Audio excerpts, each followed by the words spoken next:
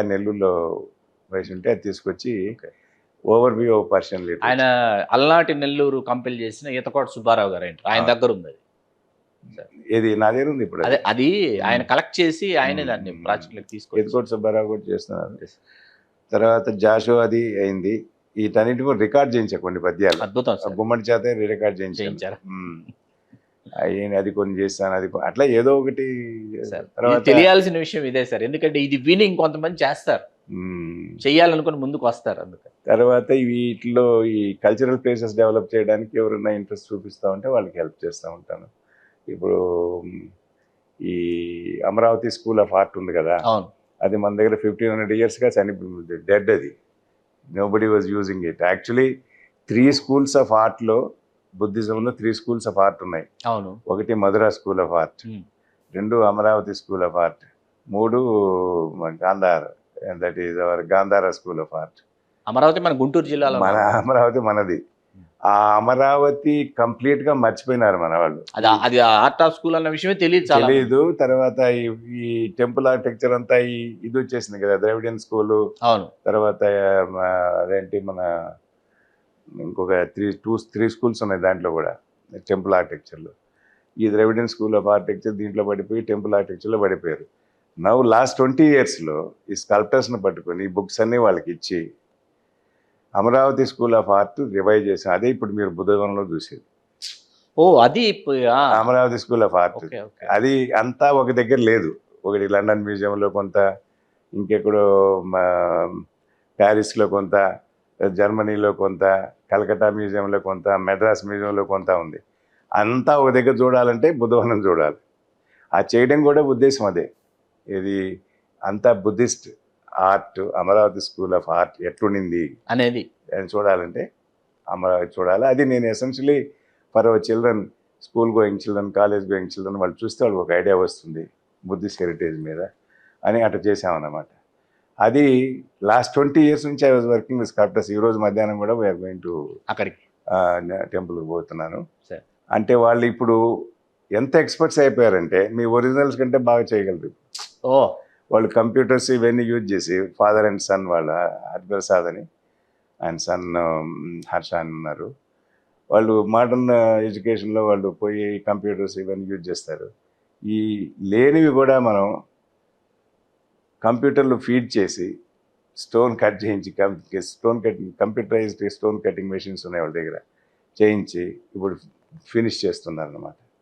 ఆ స్కూల్ ఇప్పుడు కంప్లీట్గా రివైవ్ అయింది. దీన్ని బ్రిటిష్ మ్యూజియం వాళ్ళు వాళ్ళ ఒక జర్నల్లో ఒక ఎస్సే వేశారు మన దాని మీద, అంటే మేమే రాసి ఇచ్చాము, హౌ యూ రివైవ్డ్ దిస్ అని.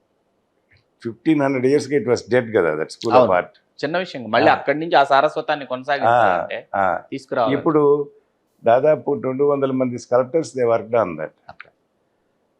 సో వాళ్ళు కాస్త కోస్త నేర్చుకుంటారు కదా, now on their own they are doing it. ఈ బుద్ధ ఇమేజెస్ ఇవన్నీ. సరే, ఎన్ కిరణ్ కుమార్ రెడ్డి గారు సమీప బంధువు అని అంటారు, ఎట్లా sir? My wife's first cousin ఆయన. His mother is my father in law's sister. ఓహో, అలా నా వైపు నుంచి కాదు, అటువైపు నుంచి.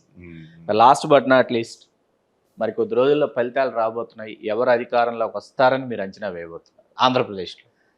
అది చెప్పడానికి రాకుండా ఉందండి. అందరూ వాళ్ళు వెళ్తే మేము వస్తాం, వెళ్తే మేము వస్తామని చెప్తాను, ఎవరు చెప్పలేకుండా ఉన్నారు. ఒక అతను మాత్రం నాకు సెన్సిబుల్గా అతను చెప్పింది ఏంటంటే 50 కాన్స్టిట్యున్సీస్లో క్రిటికల్గా ఉందండి, మిగతా క్లియర్గా ఉన్నాయి.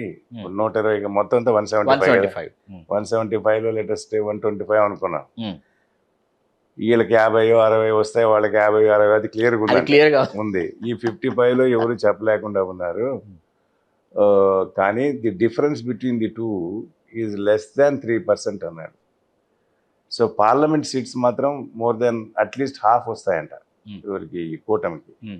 అసెంబ్లీ సీటు ఒక అతను చెప్పడం ఏంటంటే మార్జినలీ జగన్కి అడ్వాంటేజ్ ఉందని ఒక ఆయన అంటాడు, ఇంకొక ఆయన అంటాడు మార్జినలీ ఇతనికి అడ్వాంటేజ్ ఉందని చెప్తాను. దీనికి కారణం ఆ 50 seats. 50 seatsలో 27 ఎవరికి వస్తాయో వాళ్ళు గవర్నమెంట్ ఫామ్ చేస్తారు. కానీ వీళ్ళు అటు చెప్పటం లేదు. మన కూటమి మాకు 130 seats వస్తాయి, వాళ్ళు మాకు 130 వస్తాయి అని చెప్తారు. ఆయన అట్లేం లేదు పరిస్థితి అని వాళ్ళు చెప్తున్నారు, neutral observers. Sir neutral observers ఒపీనియనే కరెక్ట్ అని నేను అనుకుంటున్నాను. ప్రశాంత్ కిషోర్ అనే అతను అవును. ఆల్రెడీ అతను వస్తాడు, ఇతను చంద్రబాబు అని అంటున్నారు. నాకు తెలిసినంత వరకు పిఠాపురంలో అతను గెలుస్తున్నాడు. ఎవరు? పవన్ కళ్యాణ్. అతను గెలుస్తున్నాడు. ఈయన చంద్రబాబు కూడా ఇక్కడ కుప్పంలో గెలుస్తున్నాడు అని ఇద్దరు గెలిస్తే మళ్ళీ కూటమిలో ప్రాబ్లమ్స్ ఇవన్నీ ఇద్దరు ఏ విధంగా అడ్జస్ట్ అవుతారు ఇవన్నీ కూడా చెప్పలేము. ఇది difficult to predict. First time ఇట్లా ఉంది, ఇంతకుముందు క్లియర్గా కనపడేది, అర్థమైపోయేది. ఇప్పుడు 30-35% అతనికి ఓట్లు ఉన్నాయి. ఎవరికి? జగన్కి. స్టార్ట్ ఫ్రమ్ 35% అన్న, ఈయనకి 30% ఉన్నాయి. సో ఎక్కడ ఈ అర్బన్ ఓటర్ ఏ విధంగా వేస్తారు అనేది చెప్పలేం కదా, అది ఉంది. దాని తగినట్టు ఇప్పుడు